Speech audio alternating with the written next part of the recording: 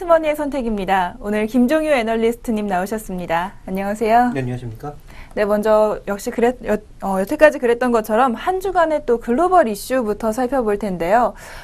지난번에 또 얘기를 해주셨지만 오지 않으신 수요일, 목요일 동안 또 큰 이슈가 있었습니다. 구글에서 개발자 컨퍼런스를 열었는데 바로 어제 끝났죠. 이 컨퍼런스에서 어떤 내용들 나왔나요?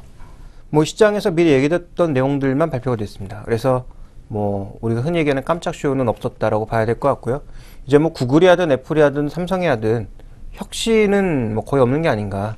그러니까 이미 시장에 대부분 다 이제 정보가 너무 공유되어 있거나 아니면 그 정도밖에 아직까지 보여주지 못하고 있는 상황이 아닌가 생각이 되고 있습니다. 다만 여러 가지 좀 시사점들은 있었는데요. 먼저 예상된 시나리오였음에도 불구하고 시장 반응은 나쁘지 않았습니다. 구글은 페이스북을 필두로 하는 주요 기술주 모멘텀 종목군들과 함께 동반 강세가 최근에 이어지면서 유가증권, 그러니까 미국으로 치면 뉴욕 증시에서 기술주들의 상세가 상대적으로 더 강하게 나타나고 있는 모습인데요. 준비된 그림에서 보시는 것처럼 구글이 주식 분할을 한 이후에 계속 주가가 좀 안 좋은 모습이었거든요. 그런데 최근 들어서 다시 양봉의 발생 빈도가 늘어나고 있고 전반적으로 거래량도 좀 확산되고 있는 그런 상황입니다. 이번에 나왔던 것을 요약해보자면 여러 가지 얘기가 있는데요. 일단 웨어러블 단말기 플랫폼을 공개했습니다. 에브리웨어라는 그 플랫폼을 공개를 했고요. 그 다음에 저가 스마트폰 안드로이드 1을 출시해서 $100 미만, 그러니까 10만원 미만의 스마트폰을 만들어서 이것을 적극적으로 인도와 같은 이머징 마켓에 뿌리겠다라고 했고요. 그동안은 LG전자 혹은 삼성전자처럼 제조회사를 지정했지만 이제는 지정하지 않고 말 그대로 그냥 설계대로 공개해서 다양한 회사들이 공급할 수 있게 하는 거죠. 그러다 보니까 이제는 과거처럼 대형 회사에 들어가기보단 이제 인도, 중국 같은 이 국가들의 서드파티 업체들이나 아니면 중소기업 쪽으로 돌아갈 가능성도 배제할 수가 없을 것 같고요. 그림에서 보시는 것처럼 구글 카라든지 또 구글 TV와 같은 것들이 소개가 됐습니다. 그래서 구글 카 같은 경우에는 우리가 흔히 얘기하는 무인카 정도 수준까지는 아니고요. 아직은 음성으로 여러 가지를 제어할 수 있는 정도의 수준이었고, 구글 TV 같은 경우에는 그동안 플랫폼만 공개가 되고 그다음에 워낙 호평을 많이 받았었기 때문에 이번에도 셋탑박스 형태가 아니겠느냐 생각을 했었는데요. 죄송합니다. 실질적으로는 이번에 그렇지 않고 구글 TV 같은 경우에는 실제로 TV 형태로 나와서 크롬캐스트가 연결된 것과 마찬가지로 구글의 앱을 활용하고 유튜브를 활용하고 다양한 것들을 좀 활용할 수 있는 그런 TV 플랫폼이 공개가 됐습니다. 제가 이 시간을 통해서도 여러 번 언급드렸죠. 스마트 TV가 왜 필요 없는지, 그리고 스마트 TV에 말 그대로 스마트 리모컨이라고 되어 있는 것이 얼마나 조악한지. 근데 실제로 이제 구글 TV라든지 다른 플랫폼의 스마트 TV는 대부분 태블릿이나 스마트폰으로 제어가 가능하거든요. 그래서 그러한 부분들에 있어서는 삼성전자와 LG전자가 가고자 하는 방향과 구글과 애플이 가고자 하는 방향이 많이 다르다라는 점도 우리가 생각해 볼 필요가 있을 것 같고요. 그 다음에 우리가 또 생각해 봐야 되는 것은 이번에 이렇게 많이 나온 소프트웨어나 하드웨어들 우리 입장에서 보면 굉장히 신기한 것도 조금 있고, 그 다음에 이번에 소개된 제품 중에서 LG 지아치 같은 경우가 또 시장에서 굉장히 많이 이슈가 됐거든요. 그러니까 그런 부분들을 보면 분명히 우리나라 업체들로서 일부 부각받을 수 있는 내용도 있었지만 결국 핵심은 뭐냐? 애플이나 구글이나 마이크로소프트나 모두 IoT를 강조하고 있다. 자, 어디서나 쓸 수 있는 그 인터넷 그걸 강조하고 있고요. 또 그것을 강조하기 위한 하드웨어와 그 소프트웨어가 쏟아져 나오고 있다는 거죠. 그러니까 지금 이번에 나온 새로운 소프트웨어, 하드웨어에 관심을 가지면 안 되고 이게 왜 나왔는지가 더 중요하다는 거고요. 결국은 IoT의 확산이라는 측면에서 역시 IT 시장에서 제일 중요한 건 서비스가 아닌가라고 보고 있습니다. 네, 구글의 개발자 컨퍼런스, 시장의 예상대로라고는 하셨지만, 예상대로라서 좀 실망을 할 수도 있지만, 반대로 또 예상대로라서 찬찬히 또 기술이 개발이 되고 있는 것 아닌가 하는 생각도 들고 있습니다. 그렇다면 우리가 이제 투자를 할 때 있어서 우리나라 기업들에는 어떤 영향을 주는지 참 중요할 텐데요. 이 구글 컨퍼런스를 토대로 보면 우리나라 관련주들의 상황은 어떻다고 보시나요?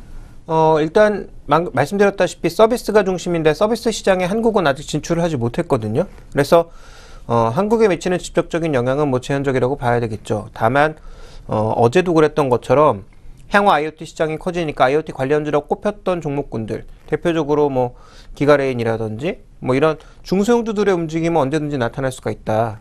그런데 핵심은 뭐냐면 우리나라가 그래도 이 IoT가 확산 과정에서 빼놓을 수 없는 게 우리나라의 부품들은 빼놓을 수가 없다라는 거죠. 안 쓸 수가 없다라는 것입니다.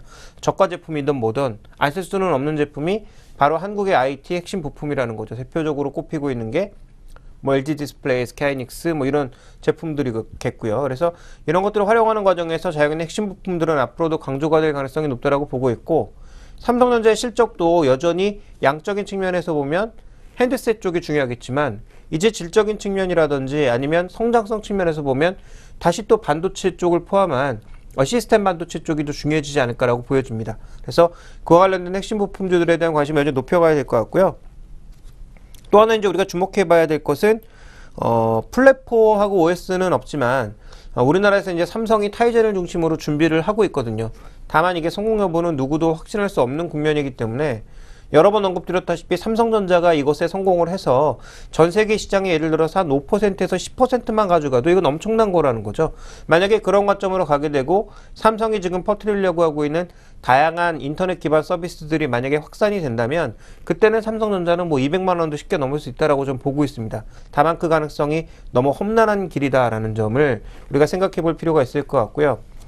그동안 이 타이젠 서비스의 가장 중요한 협력주였던 인텔도 한 발 빼는 모습을 보여주고 있기 때문에 결국 삼성전자는 장기적으로 봤을 때 이 타이젠의 성공 여부가 굉장히 중요하다고 보여집니다. 네, 국내 관련주 투자 전략을 한번 알아봤는데요. 일단 핵심은 IoT, 인터넷 오브 띵스죠. 사물 인터넷에 관련된 것들, 부품주와 하드웨어 중심으로 좀 살펴보시면 좋을 것 같고요. 또 플랫폼과 OS 관련해서 삼성전자의 타이젠 말씀을 해주셨는데 가능성은 그렇게 크진 않지만 정말 중요한 그런 뭐 재료가 될 것 같습니다. 지금까지 구글의 개발자 컨퍼런스 관련해서 이슈 하나 살펴봤고요. 다음 글로벌 이슈로 넘어가 보겠습니다. 며칠 전에 말씀드렸지만 세계 무역 규모도 많이 좀 예상보다 줄어들었고 전 세계 좀 경제가 좀 글로벌 성장이 둔화되고 있는 양상입니다. 하지만 펀드 매니저들, 우리나라 펀드 매니저들 시각은 아직도 좀 주식 시장의 상승에 좀 베팅을 하고 있는데요. 글로벌 시장이 둔화됨에도 불구하고 주식 시장을 긍정적으로 보는 이유, 과연 어디 있는지 살펴보겠습니다. 네, 애널리스트님 어떤 상황인가요? 이게 우리나라뿐만 아니라 외국도 마찬가지입니다. 뭐 미국이나 유럽의 그 펀드 매니저들에게 물어봐도 똑같은 대답이 나온다라는 거죠. 그 이유가 뭐냐면 죄송합니다. 제가 좀 지금 현재 구간에서 우리가 좀 중요하게 봐야 될 게 뭐냐면 그 유동성이거든요. 그러니까 지금 경기가 예상보다 안 좋아져도 이미 이제 예상보다 안 좋아졌지만 예상보다 안 좋아져도 그 밑을 받치고 있는 자금이 있다. 그 유동성 때문에 지금 긍정적으로 보고 있는 것 같고요. 그 관점에서 먼저 준비된 그림을 조금 보시면 ECB가 2005년도에 부양을 했을 때 실제적으로 대출이 많이 증가했고요. 이 대출은 무엇을 의미하냐면 돈이 금융시장으로 돈 게 아니라 실물시장으로 돌았다라는 거죠. 그래서 이 과정에서 경제도 많이 좋아졌고 실제로 부동산 가격 같은 자산 가격도 급등을 했습니다. 그런데 이 부동산이 급락하면서 또 금융 시스템이 망가지면서 큰 패닉을 낳았고요. 자, 이런 패닉 현상 자체가 결국은 향후에도 회복되지 못하면서 실물 쪽에선 계속 부담을 주고 있는 상황이거든요. 그래서 지금 유로존 쪽에 가장 살아나야 될 것은 이 실물 대출 쪽입니다. 기업 대출과 가계 대출들이 살아나야 되는데 이게 쉽게 살아나지 못하고 있는 그런 국면이죠. 그래서 여러 번 언급드렸지만 세계 경제의 가장 큰 문제는 수요의 문제다. 그런데 이 수요를 만들어내는 데 있어서 대출 자체는 굉장히 중요하다는 거죠. 잠시만요. 네, 지금 대출 상황이 굉장히 중요하다고 말씀을 해주시고 계신데요.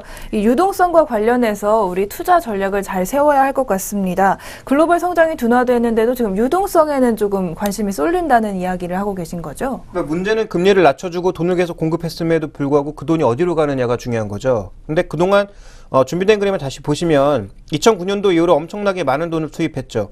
그런데 많은 돈을 투입했음에도 불구하고 가계대출과 기업대출은 조금 느는 듯 하다가 다시 감소하고 있습니다. 그러니까 신용이 낮아진 사람들, 가계 쪽에는 신용이 낮아졌으니까 돈을 공급 못하는 거고요. 기업 쪽은 돈이 많으니까 돈을 안 가져가는 겁니다.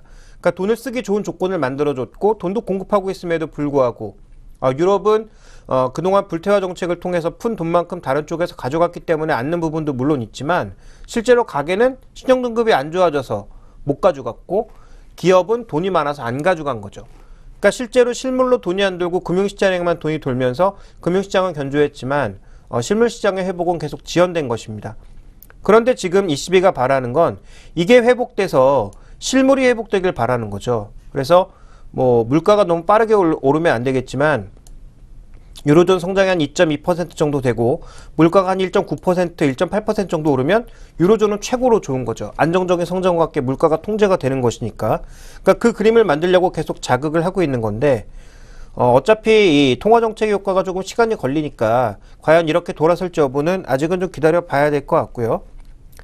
그 다음에 우리가 좀 살펴봐야 될 것은 또 문제가 되고 있는 건 이 픽스 국가들, 남유럽의 이 돼지들이 대출이 둔화된 이후에 좀처럼 회복이 안 되고 있습니다. 그러니까 어느 정도 바닥은 찍었지만 확실하게 예전처럼 회복되고 있다라는 그런 느낌은 들지 않고 있어서 이런 유동성 공급 자체가 제한된 모습을 보여주게 될 경우 시장의 탄력은 둔화될 수밖에 없는데 어쨌든 펀드 매니저들은 유동성 공급 자체가 실물 시장으로 들어가지 않고 이번에도 금융 시장으로 유입되면서 지수의 하단을 받쳐줄 것이다라고 보고 있기 때문에 하반기까지 시장의 긍정적인 관점을 많이 가지고 있는 것 같습니다. 네, 금리가 변하면서 실물이 아니라 금융시장으로 갈 것이다. 이런 예상들을 많이들 하고 있는 것 같은데요.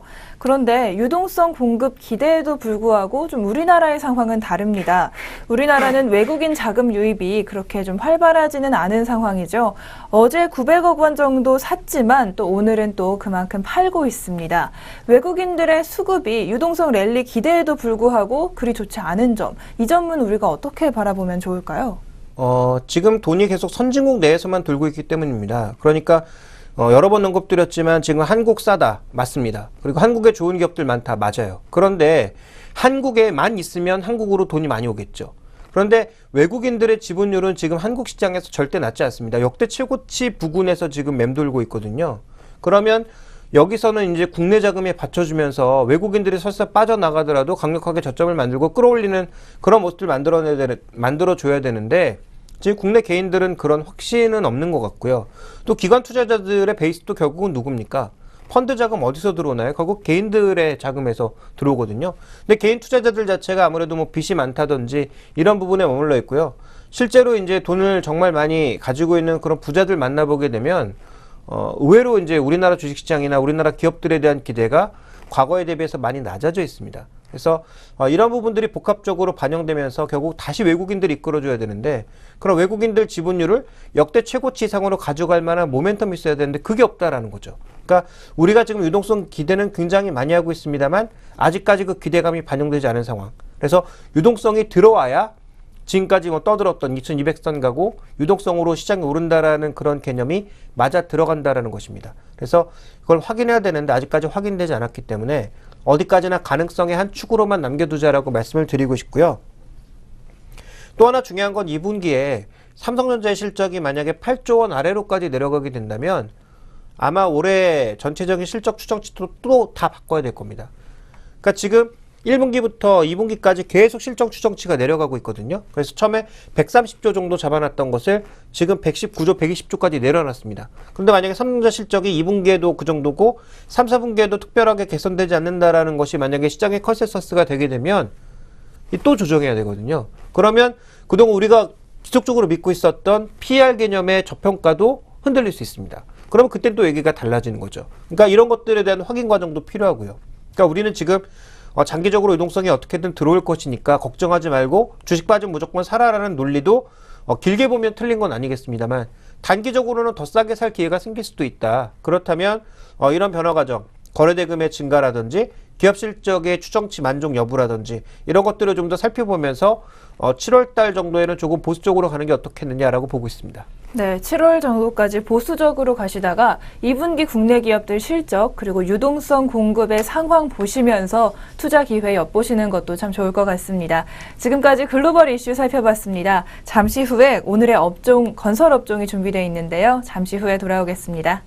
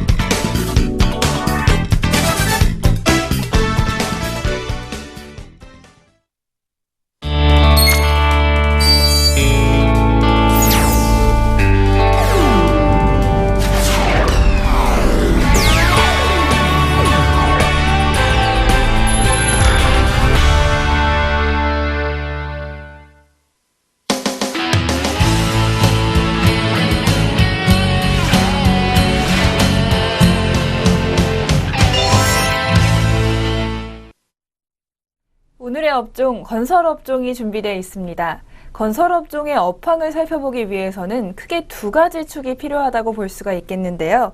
먼저 해외 수주 참 중요하겠고요. 또 하나는 국내 부동산 시장이 참 많은 영향을 줍니다. 이 건설업종의 이 두 축을 저희가 지금부터 자세히 살펴드릴 텐데요. 먼저 첫 번째로 해외 수주 흐름부터 살펴보겠습니다. 애널리스트님, 요즘 건설업종의 해외 수주 흐름은 어떻습니까? 분명히 개선되고 있는 부분이 있습니다. 과거에 이제 이명박 정부 때, 이명박 대통령이 중동에 가서, 여러 가지 공사를 얻어냈다. 그래서, 굉장히 긍정적인 반응이 있었습니다만, 실제로 나중에 결과를 놓고 보니까 엄청난 저가 수주였던 거죠. 따는 것 자체는 물론 좋은 일이지만, 이게 워낙 경쟁이 치열하다 보니까, 실제로 플랜트와 관련된 중동 쪽의 경쟁은 어느 정도로 치열하냐면, 지리적으로 가까운 유럽 국가들이 엄청나게 많이 들어와 있고요. 특히 남유럽 국가의 이탈리아나 스페인 기업들이 들어와 있고, 일본이 들어가서 또 저가 수주 경쟁을 하고 있고요. 우리까지 가서 이제 저가 수주 경쟁을 하니까, 옛날에는 워낙 환율 차이도 많이 나고 그래서 집어넣으면 워낙 가격 차이가 많이 나니까 무조건 한국이었는데, 이제 그렇지 않다라는 겁니다. 우리나라도 경제 수준이 많이 높아졌고 그러다 보니까, 그리고 그들도 급하다 보니까 서로 가격을 낮춰 써내는 그런 단계에 왔고요. 중동만 좋은 일이 되는 거죠. 중동 입장에서는 싸게 공사를 시킬 수가 있으니까. 그래서 그런 측면에 현재 흐름이 진행이 되고 있고요. 결국은 최근에 내수 기반이 많이 선진국들이 취약해지면서 내수 쪽에서 부동산이 안 돌아가다 보니까 할 게 뭐밖에 없겠습니까? 해외로 나가서 개발하는 거 외에는 없거든요. 그러니까 이쪽으로 다 들러붙다 보니까 결국은 경쟁력이 계속 낮아지고 수익성이 좀 낮아지는 상황인데, 준비된 그림을 보시면 지역별로 봤을 때는 분명히 올해 중동 쪽에서 드라마틱한 개선이 나타나고 있는 게, 작년 한 해치를 지금 5월밖에 안 됐는데 거의 다 채웠습니다. 그러니까 다른 지금 아시아라든지 이런 데는 하반기에 좀 있으니까 이걸 기대해보고, 하반기에 좀 이제 아시아를 포함한 나머지 지역에서 늘어날 걸 기대하고, 중동 쪽은 하반기에도 좀 더 수주가 이루어진다면 역대 최대치였던 2010년만큼은 아니어도 2012년이나 2013년 어느 중간 정도쯤은 달성할 수 있지 않을까. 그러면 올해 아시아 물량과 함께 다른 데 물량을 더하게 되면 작년보다 좀 더 좋아지지 않을까. 전체적인 물량은. 이게 지금 반도 안 돼서 채운 물량이니까요. 결국은 하반기에 몰려있는 수주를 고려해 봤을 때 좋아지지 않을까라고 기대를 하고 있는 거고요. 공종별로 보게 되면 여전히 플랜트입니다. 그러니까 우리나라가 해외 쪽에서 좀 경쟁력을 갖고 있는 사업 분야는 플랜트, 즉 공장, 석유화학 공장이나 정유 공장과 관련된 플랜트 사업이 가장 여전히 활발하게 진행되고 있는 상황이고요. 특히 중동 쪽이다 보니까 중동 쪽에서 향후 이 정유 플랜트와 석유화학 플랜트를 계속 진행하고 있어서 장기적으로 보면 화학산업에는 굉장히 부담 요인이죠. 잠시만요. 네, 지금까지 건설업종 해외 수주 현황 알아보고 있습니다. 네, 중동 국가별로 또 프로젝트 금액 추이를 한번 보고 계신데요. 아무래도 지금 또 이라크가 좀 정정 불안인 상태이기 때문에 그런 점도 고려해야겠죠? 네, 이라크의 비중이 과거보다 늘고 있다는 게 문제죠. 그러니까 이라크가 한 2, 3%밖에 안 되면 문제가 안 되는데, 이라크의 비중 자체가 과거 대비해서 계속 커지고 있다는 게 문제입니다. 물론 주력은 사우디와 아랍에미리트 연합 이런 쪽입니다. 그래서 이 둘이만 견조해도 어느 정도 중동의 큰 물량들은 유지가 된다라고 볼 수 있지만, 지금 보시면 이라크나 카타르 같은 지역들이 포함이 되어 있고요. 실제로 기타 국가들 중에서는 이라크가 가장 큽니다. 그리고 이라크가 완전히 전쟁 이후에 새로 재건되는 그런 수준이기 때문에 하나건설 같은 경우에 아예 도시 하나를 새로 짓고 있지 않습니까? 그러니까 그러다 보니까 이라크에서 분쟁이 확대되고 시리아가 막 참전하고 이렇게 되면 좀 골치가 아프거든요. 그러니까 해외 쪽에서 이제 중동 쪽이 좋은데, 중동의 변동성은 현재 진행되고 있는 이라크 문제가 언제까지 갈 거냐, 또 어디까지 확전될 거냐 여부가 핵심이 될 것 같습니다. 그래서 이 부분에 대한 변수를 제외하면 해외 쪽은 분명히 바닥은 찍었다 정도는 확인을 했고요. 또 하나 중요한 건 뭐냐면 수익성이에요. 그러니까 아직까지도 지금 수주가 작년보다 좋아졌다, 수주의 질이 좋아졌다, 가격 경쟁 덜해질 거다라는 리포트는 쏟아져 나오고 있습니다만, 실제로 지금 이 애널리스트들이 작년, 재작년에 건설업체들 해외 쪽에서 실적이 나빠지는 거를 하나도 예측하지 못했거든요.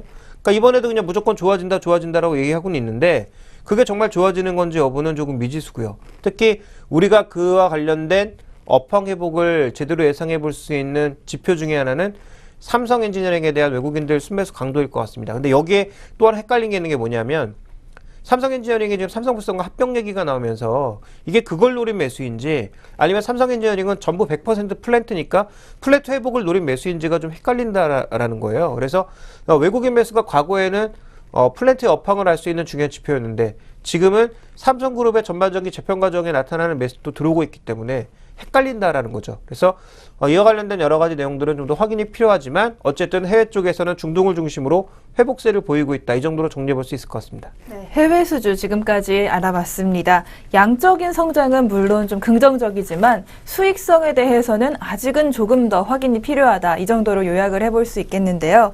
그렇다면 해외 수주와 함께 또 중요한 한 축을 차지하고 있는 바로 국내 부동산 시장 상황 한번 살펴보겠습니다. 국내 부동산 시장도 해외 수주 못지않게 참 여태까지 좋지 않은 상황 계속돼 왔는데 최근 흐름은 어떻습니까? 이것도 뭐 중동 해외 수주와 마찬가지로 약간 개선되고 있다 정도로 이해해 보시는 게 좋을 것 같은데요. 먼저 그동안 가장 큰 문제가 됐던 게 미분양 주택 수였는데 이 미분양 주택 수는 꽤 많이 줄어들고 있습니다. 특히 가장 문제가 됐던 수도권에서 줄고 있습니다. 그래서 지방 쪽에 줄어들고 있는 것도 당연히 좋은 뉴스지만 수도권 쪽에 문제가 컸다라는 관점에서 수도권에 이 미분양 적체 물량이 풀리고 있는 것은 긍정적이다라고 봐야 되겠죠. 그 다음에 또 하나 이제 살펴봐야 될 것은 주택가격 변화율인데요. 보시면 가장 드라마틱하게 올라가고 있는 것도 여전히 수도권 쪽입니다. 가장 많이 빠졌으니까 또 가장 빠르게 올라오고 있다라고 봐야 되겠죠. 다만 회복의 강도는 다른 지역에 비해서 좀 떨어지고 있는 만큼 현재 수도권이 과연 어디까지 회복될 것이냐가 좀 중요할 것 같고요. 그 다음에 이제 수급 측면에서 아파트 분양 물량도 서서히 늘고 있거든요. 근데 이게 지금 수도권 지방이 동시에 늘고 있고 수도권 쪽에서도 비교적 빠르게 늘고 있고요. 그리고 아파트의 분양 가격도 전반적으로 올라가고 있어서 지금 국내 요인도 살펴보게 되면 나타나는 핵심은 뭐냐. 결국은 수급이 어느 정도 회복되고 있고 과거 대비해서 신용지표도 회복되고 있고 거기에다가 가격도 약간씩은 회복을 보여주고 있다. 그래서 이것이 정말 과열 국면까지 갔던 2008년도 9년까지 갈진 모르지만 저는 그럴 가능성이 별로 없다라고 보고 있습니다만 어쨌든 국내 시장 내에서도 바닥 정도는 찍고 반등하고 있는 거 아니냐.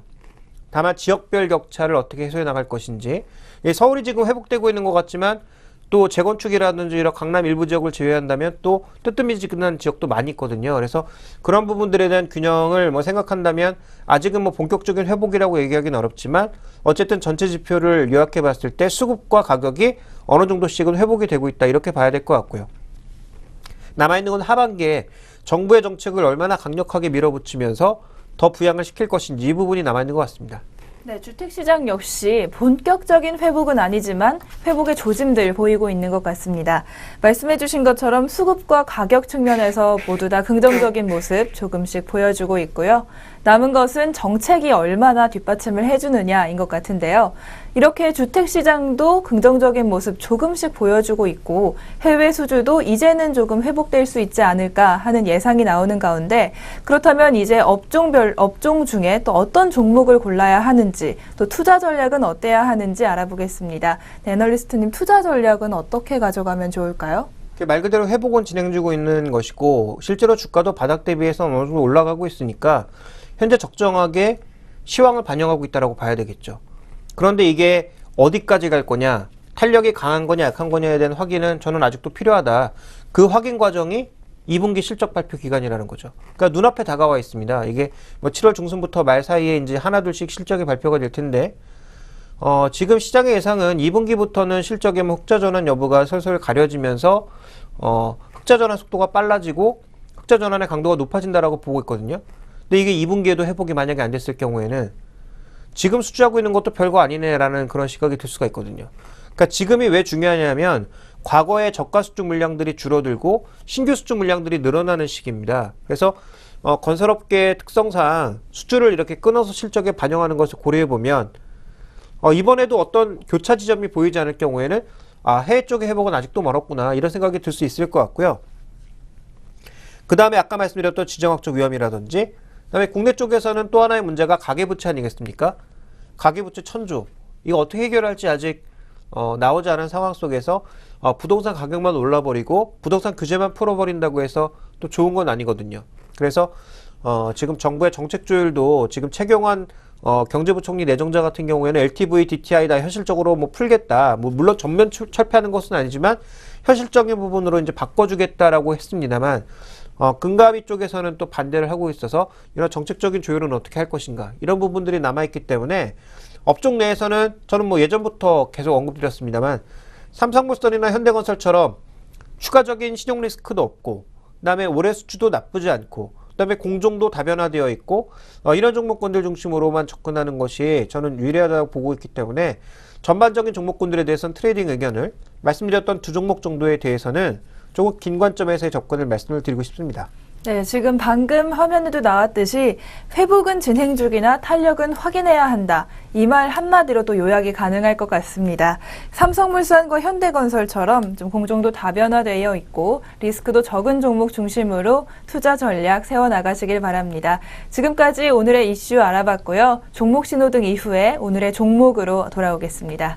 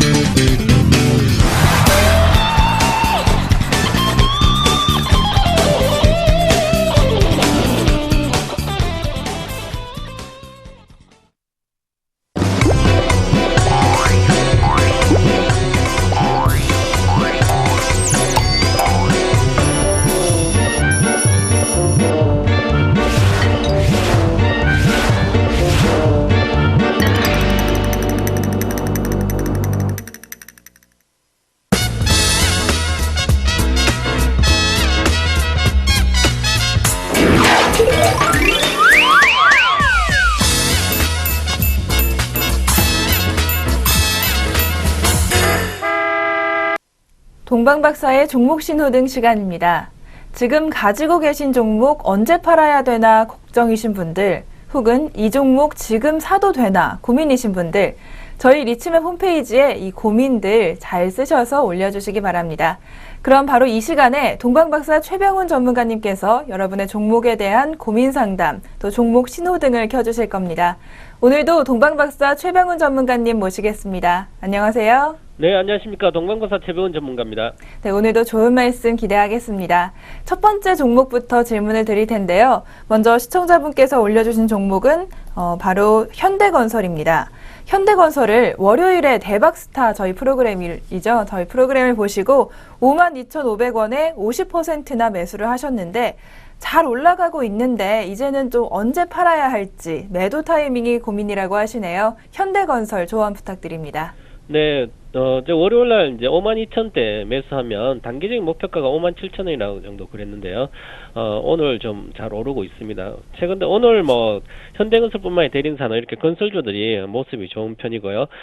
건설주들도 물론 차별화되어 있습니다. 2분기 실적이 1분기보다 좀 좋아지는 그런 종목도 위주로 이제 반등을 하고 있고요.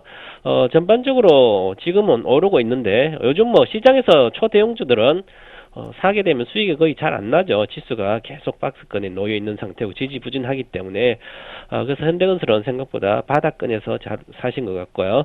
한번 지금 반등하고 이제 추가 반등이 좀 더 갈 걸로 보이기 때문에 한번 투자 포인트 어떤 내용이 중장기로 들고 가도 되는지 한번 알아보도록 하겠습니다. 자, 미착공 PF 관련된 공사가 1조 정도 이하로 내려가면서 리스크가 많이 축소가 되고 있다. 그리고 해외 수주가 이제 지역의 각은 중동에 주로 모였는데 물론 중동이 지금 33% 되지만 아시아라든지 뭐 아프리카라든지 다른 데로 많이 다변화돼 있어서 그다음에 안정적 수주가 지금 확보돼 있고요. 그리고 하반기에도 뭐 수주가 또 기대되고 있고 그다음에 최근 들어 부동산 정책이 규제가 완화되는 추세로 가고 있죠. 그래서 다주택자 가세 완화가 되고 있어서 그쪽으로 주택 정책이 바뀌면 주택 거래량도 회복해서 주택 부분이 좀 좋아지지 않겠나 그래서 보고요. 이제는 실적이 외형과 이익까지 같이 성장은 지속하고 있다 할 것이다 이렇게 보고 있고요. 특히 합병법인인데 매출 인식이 되면서 실적이 반영되기 때문에 전반적으로 실적이 좋아지고 있다. 그래서 다른 건설사보다는 뭐 현대건설이 안정적인 수익을 내고 있지만 그래도 2분기는 훨씬 더 좋은 실적을 내지 않겠나 그런 측면으로 말씀을 드리겠습니다. 그리고 한번 차트를 보면서 목표가를 잡아드리겠습니다. 지난번에 월요일날 52,000원 정도 때 사게 되면 한 57,000원 정도 목표가 보고 있는데 여기 상단 밴드입니다. 여기가 57,000원이고요. 자, 이제 52,000대 샀기 때문에 손절가는 53,000원 정도를 반드시 지지해 줘야 된다. 요즘은 손실나서 들고 가면 불안하죠. 장도 그렇기 때문에. 그래서 이익 난 상태에서 들고 가는 것은 괜찮지만, 손실은 반드시 손절가를 유지해 주시기 바랍니다. 그래서 이렇게 해서 현재는 목표가 좀 추가로 좀 더 55,700원이니까 좀만 2, 3% 정도 오르면 일단 단기적인 투자자는 팔고, 중장기 투자자라면 좀 더 보셔도 되지 않겠나 이렇게 말씀을 드리겠습니다. 네, 단기적인 목표가 57,000원 잡아주셨는데요. 현대건설의 종목 신호등은 어떤 불인가요? 네, 초록 신호등 켜드리겠습니다. 네, 조금 더 가지고 계셔도 되고 지금 매수하셔도 되는 초록 신호등 켜주셨습니다. 다음 종목 살펴보겠습니다. 역시 건설주입니다. 대림산업인데요. 시청자분께서 올려주신 사연 소개해드리겠습니다. 대림산업 바로 오늘 매수하셨는데요. 오늘 좀 강하게 오르길래 비중 20% 사셨다고 합니다. 매매 전략 알고 싶다고 하시는데 대림산업 같이 소개 부탁드립니다. 네, 오늘 시가총액 100위 안에서 가장 센 종목 중에 뭐 시가 2위 정도 들어가는 3% 정도 올라가고 있죠. 이렇게 단기 급등이 아마 따라잡았으면 83,000대 사신 것 같은데 현재는 매물대로 돌파하고 있어서 기술적으로는 특별한 문제가 없고요. 현재 이 회사는 저평가된 상태입니다. PBR 기준으로 0.7배 정도 되는데 저평가돼 있어서 실적이 2분기에 좀 개선된다면 지금 정도는 그렇게 위험한 구간이 아니지 않겠나 이런 측면으로 말씀을 드리고요. 그래서 이제 주봉도 보시면 이제 기술적 바닥에서 반등하고 있다. 추가적인 상승이 충분히 가능하다 이렇게 말씀드리고요. 자, 그리고 한번 투자 포인트를 실적 위주로 한번 보도록 하겠습니다. 투자 포인트를 보게 되면 올해 2분기 실적이 이제 다음 주 3분기 들어가지만 2분기가 매출액이 전년 대비해서는 좀 줄입니다. 매출이 한 5% 정도 줄지만 영업 전분기 1분기 대비해서는 매출액이 한 9% 정도 증가된다. 그래서 또한 영업이익적인 측면에 보면 영업이익도 작년보다는 한 19% 정도 줄지만 이제는 전분기 1분기보다는 60% 정도 증가되지 않겠나. 그래서 1분기가 바닥이면서 턴을 하고 있다. 이렇게 말씀드리고요. 지금 현재 상반기 수준은 부진했습니다. 하지만 3분기 하반기부터는 해외 수주가 기대가 된다. 그래서 해외 수주가 회복이 예상되기 때문에 전반적으로 주로 연말이나 이렇게 4분기나 3분기, 4분기에 주로 이제 수주가 몰리거든요. 그래서 그런 측면 보면 될 것 같고요. 그리고 지금 현재 대림산업은 건축 부문이 수주가 한 2조 정도로 아주 괜찮은데요. 그래서 이 건축 부문의 수주를 많이 해놓은 것을 해외 수주 부진한 것을 많이 할 수 있다. 그래서 실적의 안정성을 가한다. 이렇게 말씀드리고요. 또한 자회사인 여천 NCC 이렇게 기초유분과 납사 가격 스프레드가 상당히 개선돼서 1분기 대비 실적이 개선될 거로 보입니다. 이렇게 보면 전반적으로 실적이 개선된다는 거죠. 그래서 차트를 보고 목표가를 잡아드리면 지금 83,800원인데요. 이 정도는 충분히 오르지 않겠나. 그래서 박스권 상단이 87,000원 정도 됩니다. 그래서 87,000원이고요. 손절가는 지금 83,800원인데 사더라도 이제 8만원 정도만 유지해주면 된다. 그래서 8만원 정도 손절가를 잡아드리고요. 길게 보더라도 뭐 바닥에서 턴하고 있기 때문에 충분히 만약에 중장기로 간다면 손절선만 깨면 계속 좀 들고 가도 되지 않겠나 그렇게 말씀드리도록 하겠습니다. 네, 앞으로의 회복이 예상된다고 이렇게 말씀을 해주셨는데 대림산업의 종목 신호등 어떤 불인가요? 네, 초록 신호등 켜드릴게요. 네, 대림산업 역시 계속 가지고 가셔도 되는 초록불 켜주셨습니다. 그렇다면 마지막 세 번째 종목 살펴보겠습니다. 세 번째 종목, 최근에 신차가 나와서 또 주목을 받고 있는 종목인데 바로 기아차입니다. 지난번에도 또 소개를 해드린 적이 있는 것 같은데요. 기아차 이번에 시청자분께서는 54,000원에 1000주 사셨다고 합니다. 6만 원 이상 갈까 좀 기대를 하고 계시는데 앞으로의 주가 흐름 어떻게 보시나요? 네, 기아차는 지난 금요일 날 급락했을 때 제가 이제 주황색 신호등을 켜드리면서 보면서 초록색 신호로 임박했다 바뀌기에 그래서 53,000 정도야만 하고 기술적 반등하지 않겠나 이렇게 말씀을 드렸었는데요. 그래서 53,600원 찍고 지금 4일째 급등하고 있습니다. 자, 그래서 어느 정도 단기적인 기술적 반등을 했기 때문에 추가적인 상승을 하게 되면 제가 보기에 6만 원 이상은 쉽지 않지 않겠나. 그래서 그 전에 한번 이익 실현하고 다시 내려오면 사시면 된다. 대형주기 때문에 굳이 계속 들고 가고 다시 수익이 났던 것을 되돌리지 필요는 없지 않겠나 이렇게 말씀드리고요. 투자 포인트를 보게 되면 2분기 실적이 기대치보다 하회될 전망인데 왜 그러냐면 1분기보다 원달 환율이 한 70원 정도 내려갔습니다. 70원 정도 내려갔기 때문에 실적은 안 좋을 거다. 이렇게 말씀드리고요. 그리고 하반기도 환율의 기조적 강세, 경상수지가 흑자가 지속되고 있기 때문에 환율의 기조적 강세는 이어질 것이다. 그래서 이익의 불확실성이 있다. 그런 측면에서 밸류에이션상으로는 지금 저평가돼 있죠. 당연히 저평가돼 있지만 향후에 실적의 불확실성이 있기 때문에 현재 주가가 이렇게 좀 빠져서 기술적 매매하는 구간에만 놓여 있다. 이렇게 말씀드리겠습니다. 그래서 차트를 한번 보시게 되면 단기적으로 기술적으로 보시면 박스권 상단이 58,000원 정도 되는데요. 추가적으로 조금 더 가게 되면 박스권 상단 여기가 59,000원 정도 됩니다. 그래서 주봉상으로 보면 59,000원 정도까지 보시고요. 58,900원 정도라는 거죠. 그리고 손절가는 지난번 저점을 깨면 안 된다. 그래서 53,500원 이렇게 잡아드리고요. 현재 상태는 조금 더 봐도 되지 않을까 그렇게 말씀을 드리도록 하겠습니다.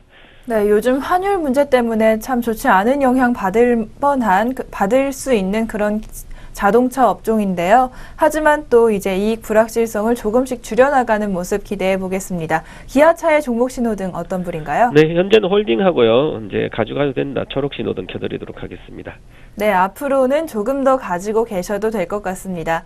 네, 지금까지 기아차, 초록 신호등까지 세 가지 종목 살펴봤습니다. 오늘 좋은 말씀 고맙습니다. 네, 감사합니다. 네, 지금까지 종목 신호등 시간이었습니다.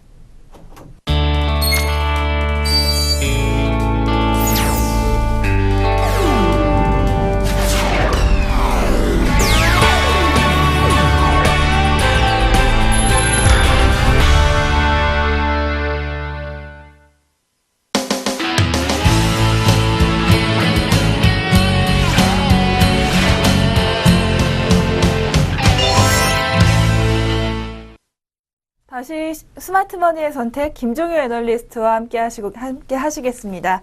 네, 오늘 살펴볼 오늘의 종목 바로 다음이 준비되어 있는데요. 얼마 전에 다음과 카카오의 합병 소식 때문에 주가가 많이 올랐었는데 잠시 주춤하더니 최근에 또 오르고 있습니다. 이렇게 합병 이후에 또 한 번 오르는 이유 좀 궁금해지는데요. 네, 애널리스트님께 한번 여쭤보도록 하겠습니다. 네, 다음이 또다시 주가가 상승합니다. 이 이유는 어디에 있을까요? 뭐 여러 가지가 있습니다만 그 가장 결정적인 것은 아무래도 이제 그거라고 봐야 되겠죠. 어제 다음과 카카오의 합병의 승인이 나지 않았습니까? 그와 관련된 모멘텀도 있었고요. 그리고 카카오라고 하는 회사가 다음에 부족한 부분을 다 채워준다라는 거죠. 왜 그러냐? 다음이 성장도 정체되고 이익도 계속 줄고 있었습니다. 그래서 올해 하반기부터는 뭐 조금 좋아진다 했지만 그걸 믿는 사람 별로 없었거든요. 그런데 카카오가 들어오면서 부족한 모바일 부분도 채워주고 실제로 서비스의 영역도 점점 넓어지고 있다. 이 부분이 강조되고 있는데요. 먼저 준비된 그림을 좀 보실까요? 자, 카카오가 우리나라에서 얼마나 견조한지를 알 수 있는 것이 카카오톡의 추가적인 이 성장 자체가 이제 뭐 제한적이다라고 보고 있습니다만 그래도 꽤 꾸준히 늘고 있다라는 거죠. 꾸준히 늘고 있고 중요한 건 카카오톡은 이제 성장이 거의 멈췄다라고 보여지는데 카카오 스토리나 다른 그 기타 서비스들이 작년부터 이제 매출이 점점 확대되고 있다. 이 부분을 우리가 주목해 볼 필요가 있을 것 같고요. 그다음에 이용 시간도 카카오톡 자체는 제한적이지만 다른 서비스 쪽에서 계속 증가하고 있다는 거죠. 그러니까 카카오의 중요한 점은 SNS, 특히 이 메시지의 그 메신저의 기능을 바탕으로 한 견조한 캐시카우 위에 이게 뭐 캐시카우라고는 할 수 없겠습니다. 어쨌든 플랫폼의 장악력 위에 다른 서비스가 계속 늘어나고 있다는 것이 핵심이죠. 자, 실제로도 5월 달에 이 순방문자 순위를 봤더니 카카오 10위권 내에 카카오가 무려 4개나 포함되어 있습니다. 의외로 기대하지 않았던 음악이라든지 그다음에 카카오 그룹과 같은 서비스들 그다음에 기존의 카카오톡과 카카오 스토리 이 두 개가 1, 2를 차지하고 있고 신규 서비스들도 계속 올라오고 있다는 점을 주목해 볼 필요가 있을 것 같고요. 거기다가 이제 카카오 홈 서비스도 좀 나오고 있네요. 잠시만요. 네, 카카오에 생각지도 않았던 다른 서비스들, 뮤직이나 그룹 같은 것들도 굉장히 좋은 모습 보여주고 있는데 이것들이 정말 다음에 좋은 영향을 주는 것 같습니다. 그렇다면 뭐 자세히 살펴보자면 카카오톡에 조금 아성에 도전할 수 있는 경쟁자도 있을까요? 우리나라에선 없다라고 봐야 될 것 같은데요. 이렇게 어디까지나 우리나라에 한정되어 있는 게 문제긴 하나 우리나라에선 없다. 왜냐하면 준비된 그림을 보시면 이용자들의 연령이 정말 다양합니다. 그러니까 페이스북은 20대에서 40대에 집중되어 있고요. 화채앱 같은 경우에는 미국의 경우이긴 합니다만 절대적으로 10대에 집중되어 있거든요. 그러니까 대부분의 SNS 그리고 이 톡 메신저 서비스들이 특정 타깃이 있는데 카카오톡은 한국에 한해서는 특정 타깃이 없다라는 거죠. 지금 전 연령이 다 쓰고 있다. 아주 어린 친구들부터 거의 60대에 이르는 사람들까지. 저희 이제 부모님께서도 카카오톡을 쓰시는데요. 그분들끼리 이제 정보 공유의 장이 되고 있더라고요. 그러니까 저희처럼 인터넷을 이렇게 마음껏 쓰지 못하다 보니까 그분들에게는 그 카카오톡 안에서 공유되는 정보 자체가 굉장히 중요한 정보가 됩니다. 물론 굉장히 한정적이고 자신들끼리만 좋아하는 그런 정보의 공유일 수도 있겠습니다만 어쨌든 그런 정보의 공유를 우리는 인터넷에서 검색을 통해서 찾는데 어른분들 같은 경우에는 자기들끼리 그룹을 만들어 놓고 그 그룹 안에서 그렇게 일종의 태그 형태로 공유를 한다라는 거죠. 그러다 보니까 실제로 요즘은 저보다 저희 아버지나 어머니가 더 스마트폰을 많이 보고 계십니다. 그런 부분들 놓고 보게 되면 제일 무서운 게 뭐냐면 해외 쪽에서 아주 진짜 강력한 서비스가 떨어지지 않는 이상 카카오톡을 못 이기겠구나. 왜냐하면 사람이 한번 익숙해지면 다른 쪽으로 옮겨 타기는 쉽지 않거든요. 그래서 실제로 카카오톡의 그 가장 무서운 점은 한국 내에서 이 강력한 장악력을 바탕으로 서비스를 계속 넓혀 나가고 있다. 이 부분이 이제 핵심이 될 것 같습니다. 네, 일단 카카오의 정말 강력한 아성 한번 확인해 봤는데요. 지금 다음의 주가 흐름이 합병을 발표하고 한 차례 오르고 또 합병이 승인 난 이후에 또 한 차례 오르고 있습니다. 그렇다면 실제로 합병을 한 이후에 과연 정말 이 사업에서 모멘텀은 어떤 것들이 있을지 궁금해지는데요. 네, 애널리스트님, 그 사업이 좀 다변화되고 또 모멘텀도 생길 수 있을까요? 사업은 카카오를 인수하게 되면 다변화되고 그러니까 모바일 쪽에서 이제 강점을 가지게 되겠죠. 근데 이제 문제가 뭐냐면 준비된 그림을 보시면 지금 지분 구조를 놓고 봤을 때 김범수 회장이 지금 이제 뭐 이사회 의장입니다만 어쨌든 22%. 그다음에 김범수 이사회 의장이 지분을 다 갖고 있는 KQ홀딩스가 18%. 그러니까 어디까지 예상도이긴 합니다만 김범수 회장 지분이 40%로 절대적이거든요. 그런데 3대 주주가 누구냐? 이 막시모 PT라고 하는 회사가 뭐냐면 이게 텐센트 계열사거든요. 그러니까 텐센트가 우리나라에 지금 투자한 IT 계열사가 꽤 많습니다만 대표적인 회사가 CJENM과 바로 카카오입니다. 근데 이 다음 카카오의 지분을 합병한 이후에도 10% 이상 가져가게 됩니다.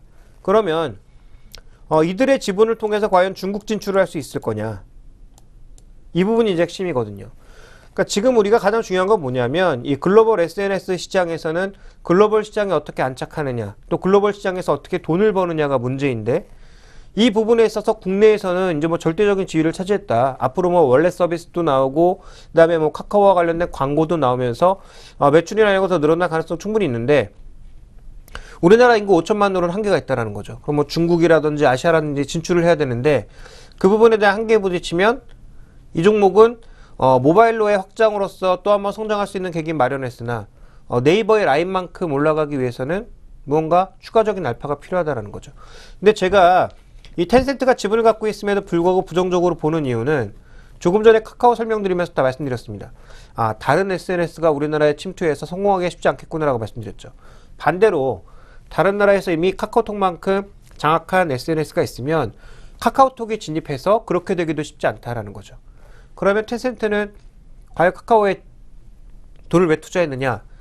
한국 시장의 성장성과 함께 그 사업 모델을 배워가기 위해서 들어온 게 아닌가 저는 싶습니다. 그래서 그런 관점에서 CJENM처럼 뭐 중국 진출을 뭐 해준다든지 이런 게 그렇게 쉽지가 않을 것 같아요. 그래서 CJENM은 자기들이 컨텐츠를 많이 갖고 있었기 때문에 그 컨텐츠를 바탕으로 나갈 수가 있었는데 지금 다음 같은 경우에 또 카카오 같은 경우에는 자신들이 갖고 있는 컨텐츠가 별로 없습니다. 대부분 다 외주거든요. 그러니까 오픈마켓 장터거든요.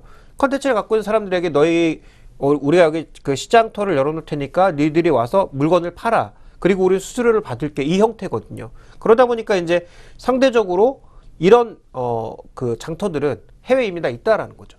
그러니까 그런 관점에서 보면 다음 카카오의 일정 부분의 성장은 가능하지만 해외 쪽으로의 진출이 가능할까 여부는 저는 아직까지는 조금 미지수가 아닌가라고 보고 있습니다. 네, 텐센트 지분 때문에 중국 진출 조금 기대하시는 분들도 있으셨는데 다음 카카오의 합병 이후에도 중국 진출에는 조금 물음표가 붙은 상황입니다. 그렇다면 다음 카카오의 밸류에이션 상황 한번 짚어보겠습니다. 지금 네이버와 비교를 해보면요. 물론 PBR 기준으로는 네이버가 월등히 높습니다. 다음이 2.86배, 네이버가 16.97배로 지금 나와 있는 상황인데요. 그런데 PER 기준으로 봤을 때는 오히려 다음이 네이버보다 조금 높은 상황입니다. 이런 밸류에이션 지금 적정하다고 보시나요? 그건 아직 합병 이전이라고 그렇고요. 합병을 하게 되면 조금 달라지죠. 합병을 하게 되면 다음이 PBR이나 PER로 봤을 때 절대적인 저평가에 들어가게 됩니다. 그러니까 둘의 상대평가만 놓고 보게 되면요. 물론 둘 다 시장보다는 뭐 높지만 둘만 놓고 비교해 봤을 때는 네이버가 훨씬 더 비싸거든요. 그러면 여기서의 우리가 이제 딜레마는 이게 과연 네이버만큼 갈 거냐 아니면 네이버만큼 못 갈 거냐 이걸 선택해야 되는데 저는 네이버만큼 못 간다에 걸고 싶습니다. 왜냐하면 우리가 이제 라인을 굉장히 폄하하는 사람도 많습니다. 한국에서 별로 못 보고 있거든요. 그런데 이제 주변에 일본이나 대만을 한번 가보시면 얘기는 달라진다라는 겁니다. 대만에 거의 제가 보기엔 뭐 제가 이제 아는 지인이 있어 여러 번 언급드렸습니다만 대만 아는 지인이 있어 자주 가는 편인데 지하철이나 이런 데 한번 보시면 대부분 사람들이 갤럭시 갖고 있고요. 갤럭시 브랜드를 그 휴대폰을 갖고 있고 HTC의 본국임에도 불구하고 HTC나 일본 제품들 거의 볼 수가 없고요. 대부분 다 삼성 제품을 갖고 있고 그다음에 쓰는 건 거의 라인입니다.